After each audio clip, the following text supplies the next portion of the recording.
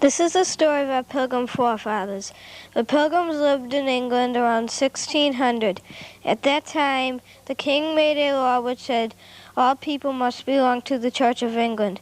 The Pilgrims wanted to worship God in their own way. They were afraid of the king and his law.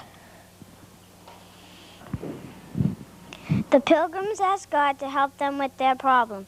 They believed that their prayers would be answered. One of their leaders was William Bradford. He wrote, "We believe the Lord is with us." Pilgrims lived in an area around Scooby, England. The Pilgrims lived in an area around Scooby, England. They decided to move away from England so they could worship God in their own way.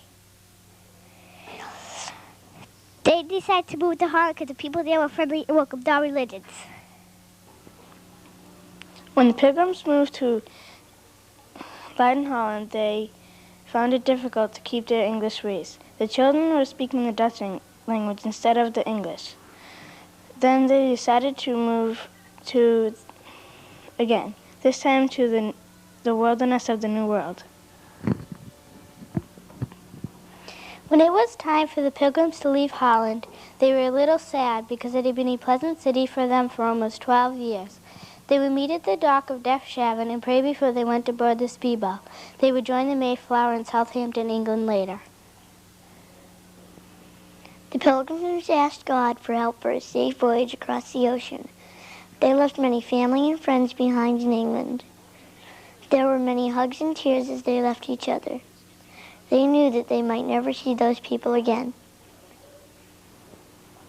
The Pilgrims filled the Speedwell and Mayflower with food and water in England. Then they took off. The Speedwell had a leak and had to return to England. Now the Pilgrims were all crowded into one ship, the Mayflower. The trip on the Mayflower was long and difficult.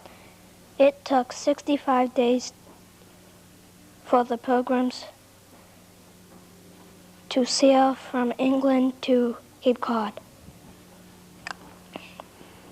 The captain was a man named Captain Jones. He was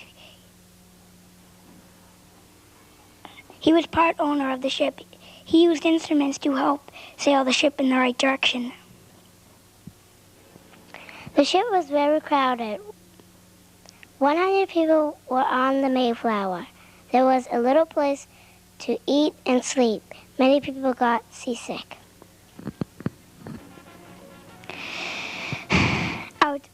Out of 100 people on the Mayflower, 100 Pilgrims on the Mayflower, 34 of them were children. The first winter, half the Pilgrims got sick and died. The survivors did not give up in New England. In New England, the Pilgrims had the smallest and first colony.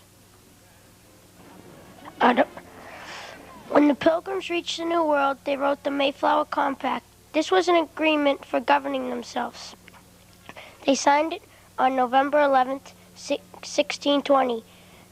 They promised to stay together and make laws which would be just and equal for all. This is the beginning of our kind of government. The Pilgrim men will explore the Cape. They chose Plymouth to make their new home. While they explored the area, they discovered a great iron kettle and a basket of Indian seed corn. As soon as the Mayflower was anchored, the women went ashore to wash their clothes. For 65 days, the Pilgrims lived in the few clothes that they were able to bring onto the ship. These clothes were dirty and smelly. The women were happy to wash these clothes at last. The Pilgrims were weak from their voyage and the hard winter. Many became sick and some died the first 3 months. About half of them died. The sickness ended when the warm weather came. The Pilgrim men used saws to cut logs into planks and beams for their home, and the Pilgrim women did the cooking in fireplaces. The work was hard and it took a long time. On a pretty spring day in April, an Indian came to the Plymouth plantation by himself. He surprised the Pilgrims by saying hello in English. He told them his name was Samoset. A few days later, he brought his Indian friend Squanto, who also knew English. He came to visit. Squanto taught the Pilgrims to plant corn with 3 herrings in each hill for fertilizer. The Pilgrims learned to live in their new land. Squanto also taught the Pilgrims to hunt, fish, trap beaver, and deer. Often the Pilgrims prayed for the rain so that their crops wouldn't die. The Pilgrims felt that God heard their prayers. The Pilgrims' crops grew well. They had a wonderful harvest to celebrate their joy in the new land. They thanked God for His blessings, and they decided to have a Thanksgiving feast. The Pilgrims had suffered for their religion. They found freedom in the New World. They built their main house for their religious services.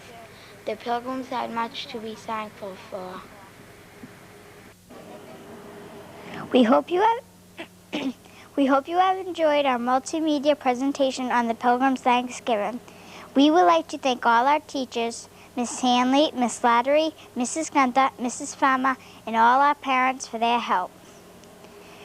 Now, if you direct your attention once again to the slide screen, we will show you some pictures of our work in progress.